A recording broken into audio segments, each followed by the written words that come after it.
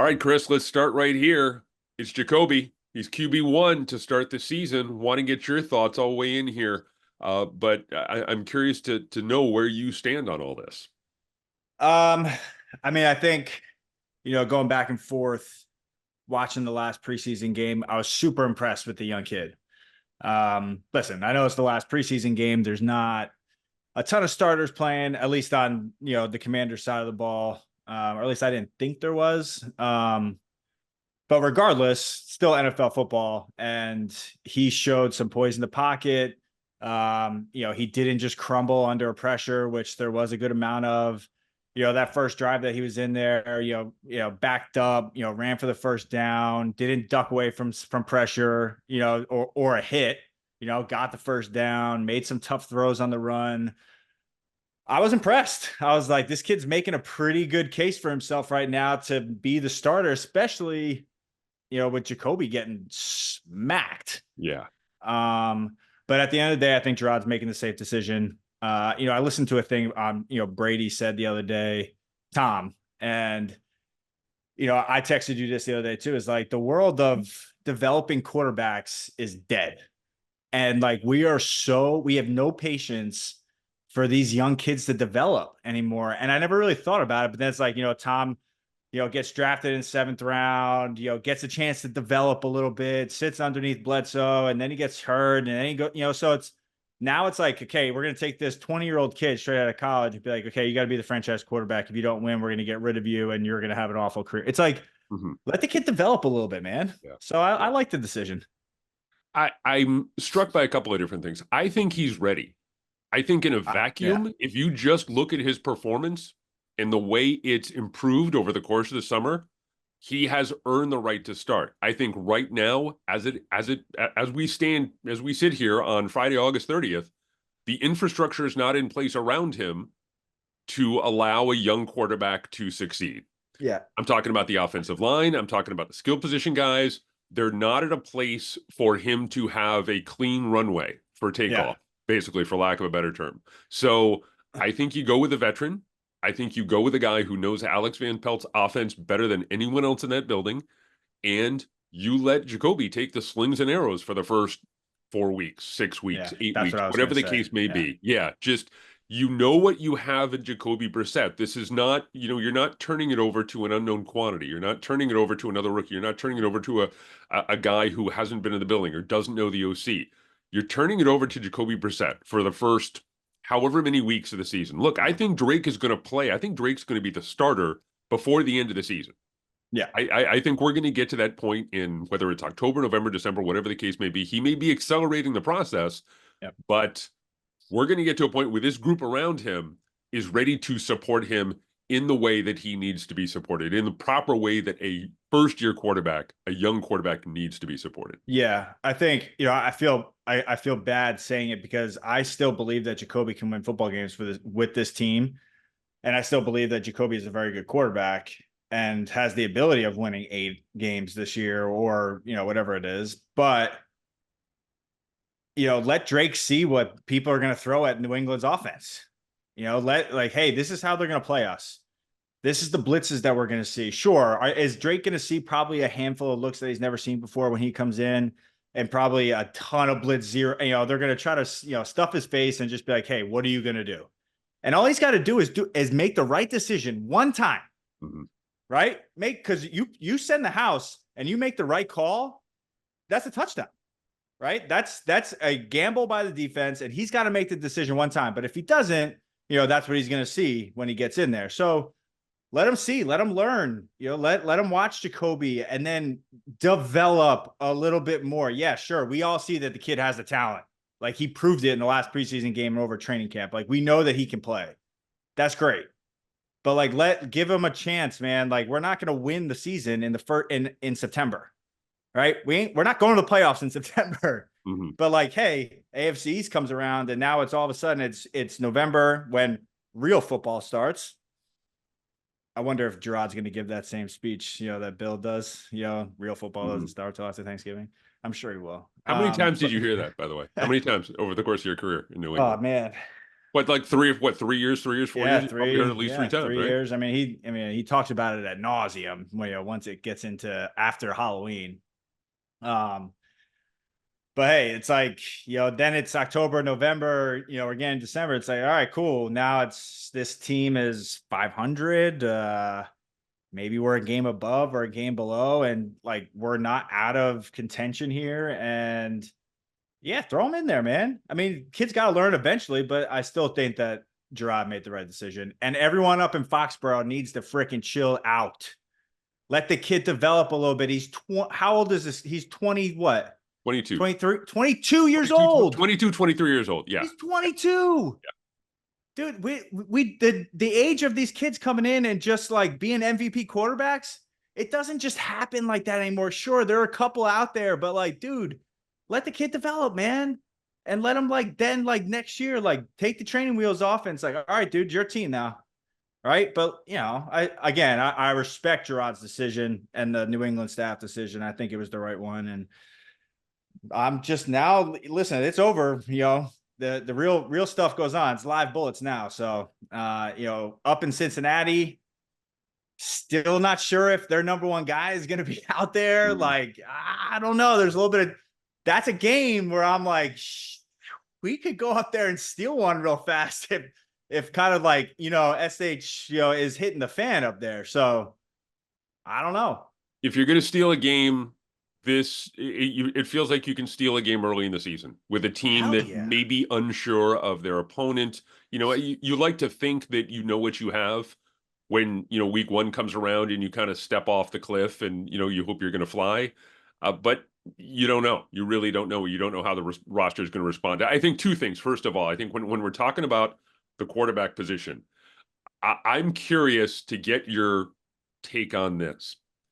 Elliott comes from a place where I think Love didn't start a game his first 2 years. Mm-hmm. Aaron Rodgers didn't start a game his first 3 years. Mm-hmm. Jerod said this was his call with some help from Alex Van Pelt and kind of the coaching staff. I'm curious, in your opinion, does Elliott Wolf have maybe some fingerprints on this call? Yeah, 100%. But I think that Elliott, regardless of how much say he had in this, is doing the right thing and letting it be Jerod's decision. Right? Listen, no matter what, fingers are going to be pointed and they all go to the head coach. They don't go to the GM. And I think Jerod is taking responsibility and he's taking accountability for that. And I think we all know that, at least the people up in Foxborough, that's who Jerod is, as he was that as a player. And he seems to be very straightforward as a coach and be like, hey, this is my decision. Right? Everyone in that room had a say in that thing. Like, listen, it's a round table discussion. I don't see it as a dictatorship, coaching staff where it's like, hey, this is my way or the highway. Dude, he's taking advice from people and he's doing it the right way. Mm-hmm. This is his first year. This is the biggest decision he's ever had to make in his coaching career is who's your starting quarterback to be when you drafted a kid in the first round.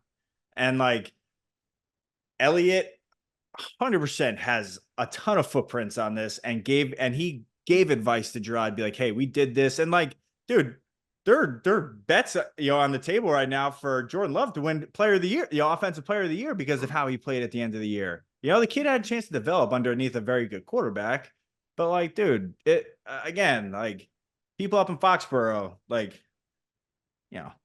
hit the chill button a little bit here, and let's see how this unfolds in the beginning half of the season. You might get your wish and he might be out there sooner than you want, but like, dude, we have a young team, a young coach, like, let's give him a chance.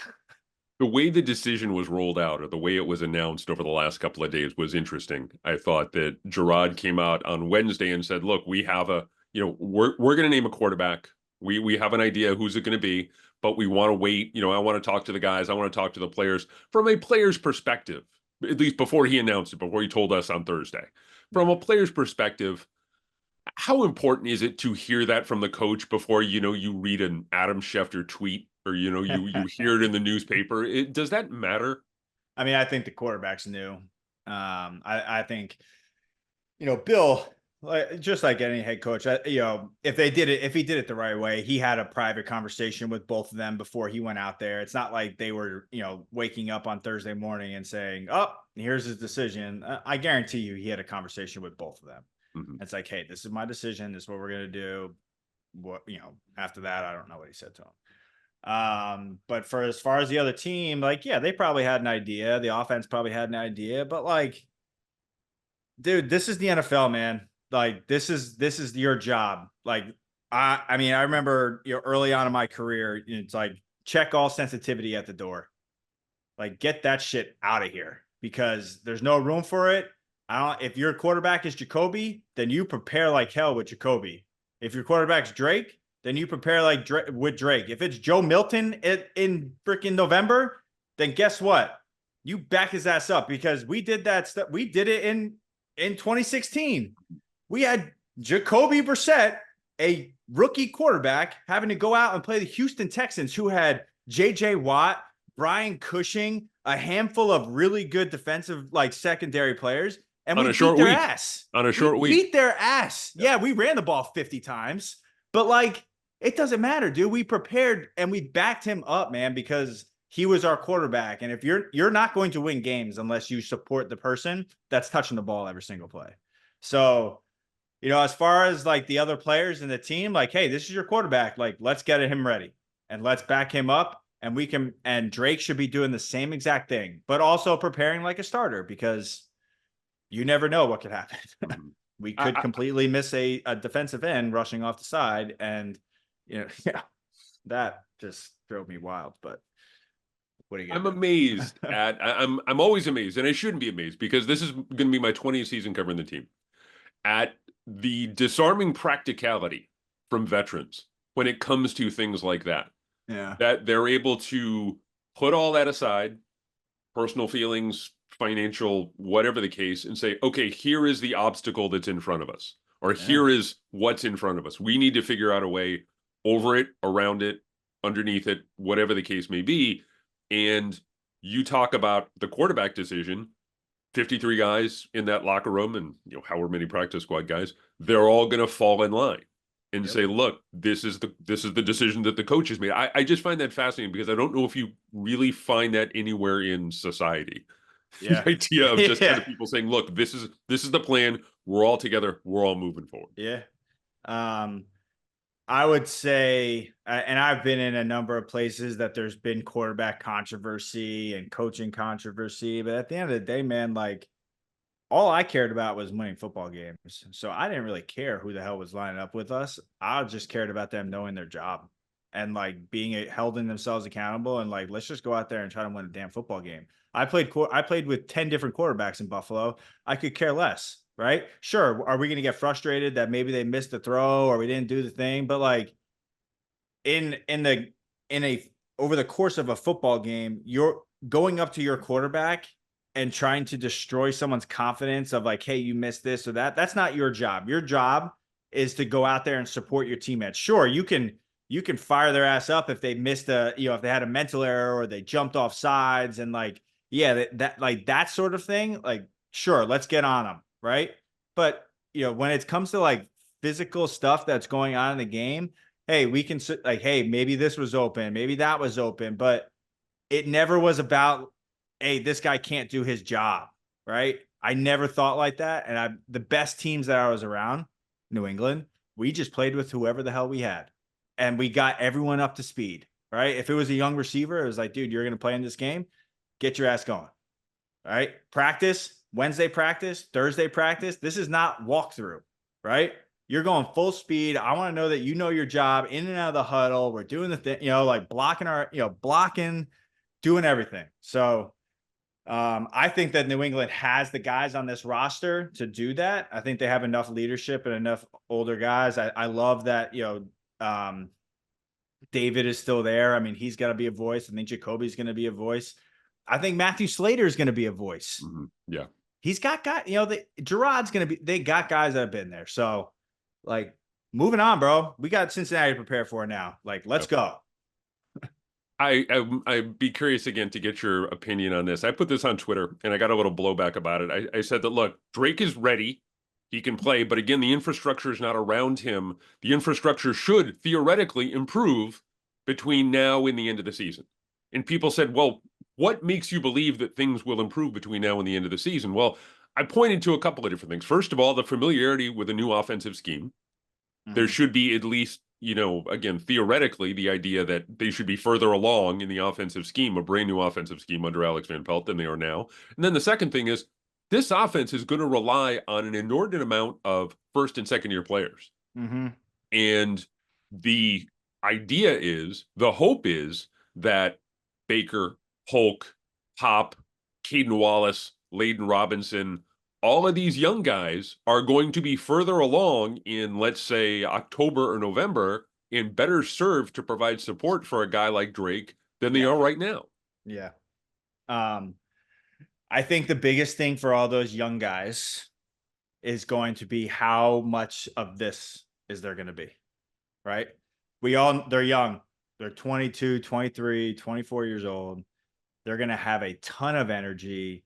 I think we're going to see it like we saw Kendrick last year when he started making a lot of plays. There's a lot of energy. There's going to be excitement.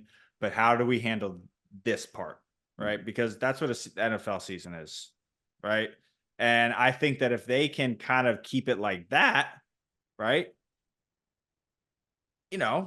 Let's see how, I think in November, we're going to be much better off and further along than we are right now, the end of August and going into the first week of September. I agree with that. What do you think about the wide receiver group? I'll read you the names here. The guys who made the cut. And you can do a thumbnail on each one, or we can just kind of take them as a group afterward, whatever you want to do. I'm just going to give you this. All right. Taquan Thornton. Yep. Earned it. Kayshon Boutte. Earned it. Pop Everything Douglas. that I've heard. Yeah. Pop, Polk, Baker. Those are the three. Kendrick's going to come back. Probably one of them is going to get bumped to the practice squad at some point. They're going to make some moves. Like, we know how this goes. They're going to, how many, we have what, 6 on the roster right now? There's 6 on the roster right now. They started with 7, but they cut Rager when they decided they did a little roster churn and they brought him back on the practice squad. Right. So like, I mean, a lot could still change going into the first week of the season. We're probably, that's what they're out there doing right now is like, hey, where do we need to add? Who got cut? Whatever. So probably go every single game, probably just going in there with 5, I would say, because they are young. Let's get a good rotation of guys. It's probably going to be, Pop, Baker, and Polk, and then probably from everything that I've heard, Boutte's been playing really, really well. I mean, it's probably the mix of either one of those guys is going to get the nod. I mean, listen, we're going to heavily rely on the run game, our tight ends, and being able to kind of, dink and dunk down the field. And hopefully those kids can make some big plays. Our shot plays are going to come and they can come up with them. Right. I mean, we're not going into this year saying our offense is going to average 27 points a game. I think that's realistic. Yeah. Yeah. Right. So let's keep ourselves in good field possession. Let's move the ball down the field. Let's not create any turnovers, and let's kind of see where we're at here. If we can keep doing that, win the field position battle, put some points on the board, our defense is going to play well.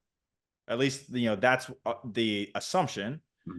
Like, dude, I mean, what? Well, let's see where we're at in the fourth quarter. Some of these games, we were there last year. I don't want anyone to forget about that. Like, we were there in a lot of games. 8 losses by 7 points or less. Yeah, everyone forgets about that, right? Everyone wants to look. Hold on 1 second. Everyone wants to think about. They want to look at the wins and losses, but dude, we were driving down to win games at the end of the game. So like, let's do that again. And if they win in this, it was funny. I was talking with a media member this week. If they win 3 of those 1-score games, they're 7-10. Playoffs. Bill Belichick's still here, and they don't have Drake Maye. Yeah, they have someone else in quarterback. Yeah, and this all of this looks very, very different right now. Yeah. Going into 20, and so it just underscores though that the league is just turns on the smallest things. Dude, the margin for error is just so dramatic. Yeah, it's crazy, and it's so hard to win in this league. And every single week is going to be a battle. I guarantee you there's not going to be a game that this year that we get blown out. I will put my mark on that. I And by really blown out, believe you that. mean by blown Like, out? let's go to Dallas and throw 4 interceptions and be down by 4 touchdowns going into the second half. Like, I don't think that's going to Yeah. happen this year. Okay. I think most games are going to be close. I think that we're going to surprise some people. I've said that 6 months ago, and we didn't even know who the quarterback was going to be. Right? I really do believe that. I really think that we are going to make a living off of a young coach's energy and a young offensive energy and survive and win games with our defense. That's what's Okay. going to happen this year. Okay. I really believe that. We're going to make some big plays. We're going to try to survive the lows. And hopefully between Drake and Jacoby, I think, let's figure it out. If they can keep games in the teens, low Yes. 20s, they're not going to win a shootout. Nope. They're not But we're going to winning win. football games. We're winning football games. If defenses are holding, you can't ask for anything more than that. Yeah. You really can't. If your defense is holding teams to under 20 points a game, you really can't. I mean, what more can we ask for them? Just, hey, we need some more turnovers. Hey, can we get a pick 6 every now and then? Like, nah, we can't ask them to do that. Yeah. But sure, if we're winning field position battles, the games are gonna be close this year. Guaranteed. The other thing that I've picked up over the course of the summer watching this team, they're not going to lose games because of the quarterback. Nope. They're not going to, whether it's, and look, we don't know what Drake is going to be. We think he's going to be good, but we don't know what Drake is going to be. But Jacoby is he's not physically the equal of maybe Drake, at least at this stage, but he's not going to make a bad decision. Yep. Not going to, he's just the one pick that he threw in the preseason, that was an outlier. I think this is an even-tempered guy who is going to be able to put his team in position to succeed. He's not always going to be able to be the guy who's going to be able to get him over the top, but he's going to be able to put this team in the position to succeed, and it's going to be on the younger guys, it's going to be on the skill position guys to be able to get him over the top. Watching that game on Sunday night, it blew me. I know Jacoby's starting. I get it, right? But I mean, that kid was so quick to make decisions in over the course of those drives. Like, he dropped back. He didn't drop back too far. He didn't put his offensive line in a bad position. He stepped up when he needed to, and he checked it down. He made the check before anything bad could happen. He just got rid of the ball. And like, if it was positive, we got positive yards. I mean, we used to talk about it all the time. No negative yards, positive plays. A 1 yard, 2 yard check down is a positive play at the end of the day, right? Instead of 2nd and 10, we're 2nd and 8, 2nd and 7. That's positive. Van Pelt can move on in his play calling series, and we're just putting ourselves in manageable things. And I loved what they were doing. I know that it was very basic on Sunday, but hey, these kids can run, man. Like, we got no dogs out there that are slow. Like, let's get these kids moving. I would love to see Polk, Baker, Pop, and whoever is out there, like crossers, like ton of movement. Like, let's create chaos with these defenses and like make them cover these kids. Like, yeah, they're young, but they can play. Like, let's just say, I'm going to put that out there. I think that these kids can play. They're going to have some learning curves and some experiences to go through in the first half of the season, but like, that's life, dude. Like, learn from it, move on, and like, let's go. You're going to go against the good DBs, like, compete your ass off, and let's make some plays down the field, and let's go. Like, create some excitement across this offense, because both of us were like begging for just something last year, and we just never. It was just so boring. It's like, dude, who cares? Like what do we have to lose this year? Honestly. Last year it was Ramondre Stevenson and Pop Douglas. Oh, and that was it. And it was a lot of 3rd and 8. There was a lot more than that a lot of times. Backed up in our own ends. Like, so like, dude, yeah, we're not just like, we don't care. It's not that we don't care, but like, what do we have to lose, man? You got Jacoby. He's played. You got some kids out there. Like, let's freaking go, man. No one's going to expect you to just take go out there and just start making like bombs down the field and crossers 50, like, no one's going to expect that. Surprise some people, like, get some movement going. Like, let's create a little bit of chaos and see what happens. And there's no better place to do that right now in Cincinnati because they have no idea who's going to be catching the football up there, and I love that. One wide receiver we're forgetting before we want to move on is KJ Osborne. Yeah, Guy who I think is underrated in this offense. He is a very smart veteran. He's been around a little bit. he made some good plays on Sunday. Yeah, he did. He did. He was a guy who left the game, came back in, and it was he basically I talked to him after the game and he said the goal was to be able to get as many reps as possible with as many different quarterbacks as possible I love that. going into that game. So the idea, look, you want to get some reps with Jacoby, you want to get some reps with Drake, you want to get a feel for both of those guys before the regular season starts. I remain very impressed with him. He's not going to be a guy who's going to make the Pro Bowl, but he is a very good complementary receiver. And he's going to return if I yeah, right? yeah. He's got a lot of tools in his tool bag. Yeah. He's a guy who I think can help this team. He is, again, he's not going to be an X receiver 90 catch a year guy, but you need guys like that on the roster. Before we move on to I know you want to Yes. talk about the offensive line. Yes. The kickoff is very interesting. Wild. It's wild. And now listen, I know it's a preseason and I know how the preseason goes in special teams. We kick off to allow for returns because coaches, special team coaches, staff, they want to evaluate guys in their abilities to tackle, block, and all that kind of stuff. So the regular season could be very different. We could see a very different story here, but they did have a percentage and 21% of kickoffs were returned last year. 73 have been returned. And I know this is just the preseason, but that's an outrageous number for 73% to get returned. It is. Dude, I know we're trying to limit like injuries, and this was an injury health concern that we made this move. But dude, you're going to see a lot of kickoffs, and you're going to see a lot of collisions this year. I can guarantee you that if people keep doing this. I mean, it's exciting. I will tell you that. I mean, there's going to be some big plays made this year in that phase of the game. It's going to be very interesting how people approach it in the regular season. How would you approach it as a returner? I talked to Marcus Jones, and he said it's almost like a punt return. Yeah.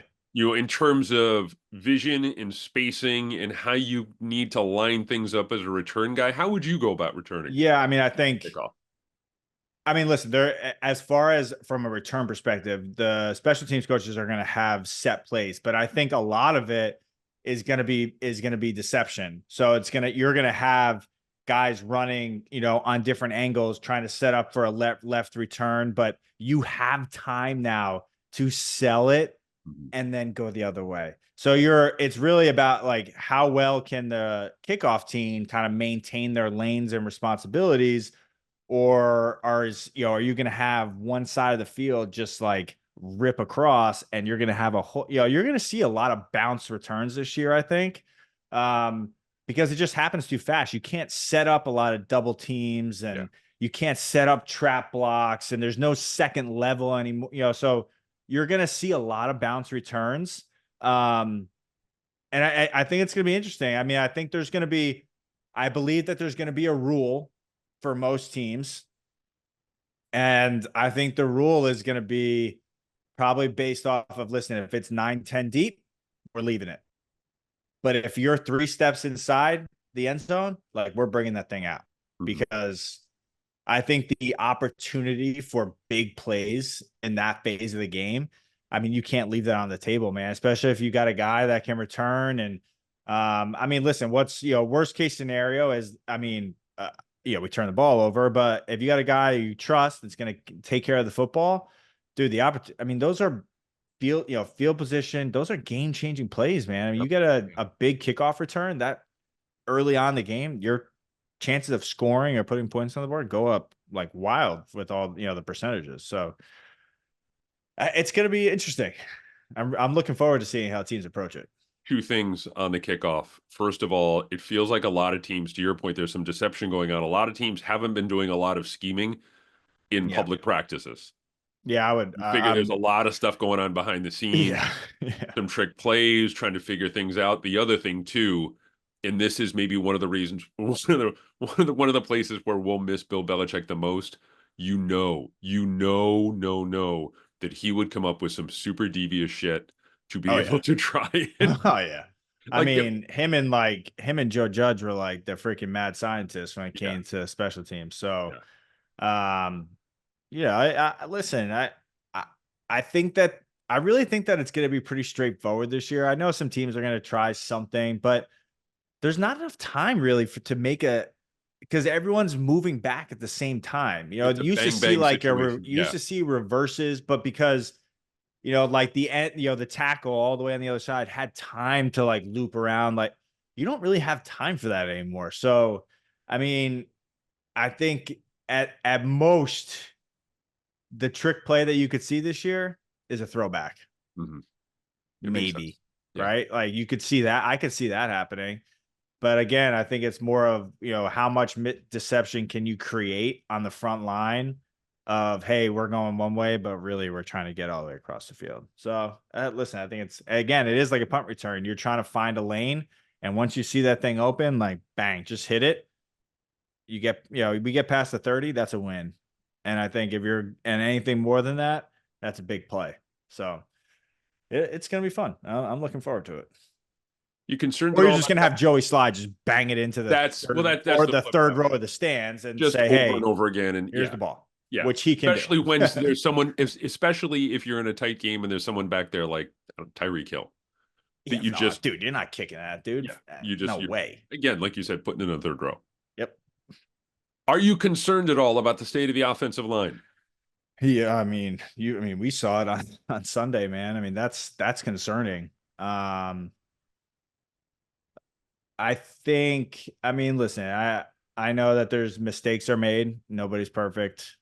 Um, but you can't like that stuff can't happen in the regular season because if that's a norm, we're going to get some people hurt. Mhm. And Jacoby's very lucky that that's all that happened. I mean, that was a quick bang bang. I didn't expect him to be able to see that. That happened very fast. That sort of play can't happen this season. Like, listen, Van Pelt, um, he's going to have it schemed up. They're going to do some different things, but we got some people that we're going to have to play against that are some dogs on the outside. Just, to my advice to the offensive line is like David Andrews, take control and like get your boys going and let's make sure that we go out on Sundays and we know what the hell we're doing. Mhm. And you guys are all together. There are probably going to be some moving parts around the year, but let's not let any free rushers take a run at our two quarterbacks that are going to be playing this year and have to move on to one of them sooner rather than, than later. So, listen, man, I love that David's still there because he's been there, done it. He won football games. He's won Super Bowls. He knows how to play the game. Um, I know that it's tough to control every single person on that line. You can't do it yourself, but I think that the overall attitude of this team is different this year. And I think that's going to play into how well an offensive line is going to mesh this year and be like, hey, we got some good players.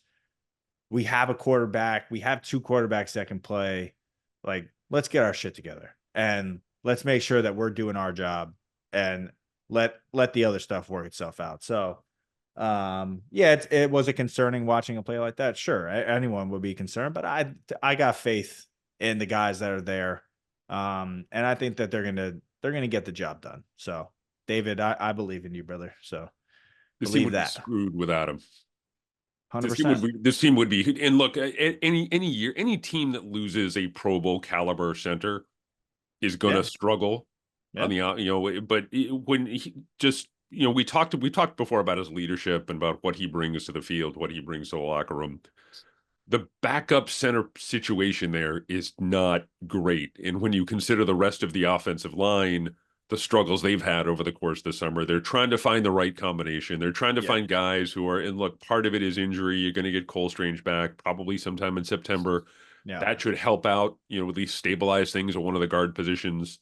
And then it's a domino thing. I talked to Dante Scarnecchia Oh yeah, couple of days ago, yeah, and he said, look, it's all about minimizing problems. yep, If you think you can have one guy, if you can have one tackle and you can put him out there and just say, look, here's one guy that you can take care of, then that's starts to kind of minimize things, and you can kind of scheme things up, and you can say, well, let's make sure we have one of the backs chip. You get an extra tight end there. There are things that you can do. There are ways that you can camouflage deficiencies along the offensive line, but Sure. it's going to be interesting. It kind of goes back a little bit to what we were talking about before with the rookies, and you have a rookie tackle in Caden Wallace. You have a rookie guard in Layden Robinson. There's going to be a lot on their plate before the end of the season.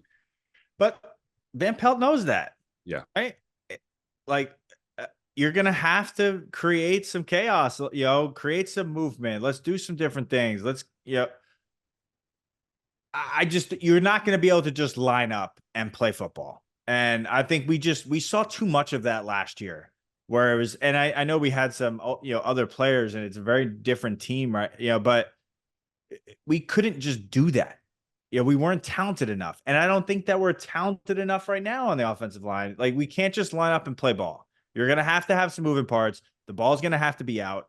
We're going to have to max protect if we want to shoot get the ball down the field. Backs are going to have to be involved. Tight ends are going to have to be involved.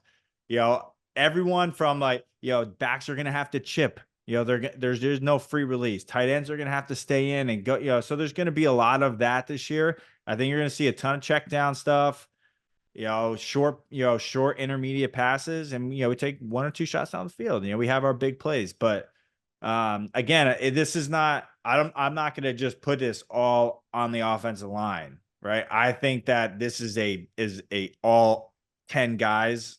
Well, no, let's put the quarterback in it, because he's going to have to, set the mic and call the right protection. But that's where David Andrews comes in, right? Mm-hmm. He knows where things need to be set, and he's going to put people, I think, in the right position. So all 11 guys got to be in on this whole protection thing here. And I'm not going to just put it on, just the guys up front. I think everyone's going to have to be involved this year. Chris Hogan, thank you very much for your time, my friend. We will talk next week when we will have a game to preview. Yeah. Patriots Bengals season opener, Sunday, September 8th, 1:00. There's a lot of Sunday at 1 games this year, man. Yeah, as a sports writer, I dig that. I got to be honest with you. I love it too. I don't have to stay up late and watch these games. Home in time for dinner. Yes. Perfect. Love it. My friend, right. Once again, take care, and we will talk next week here on the Patriots Report. All right, brother. See ya.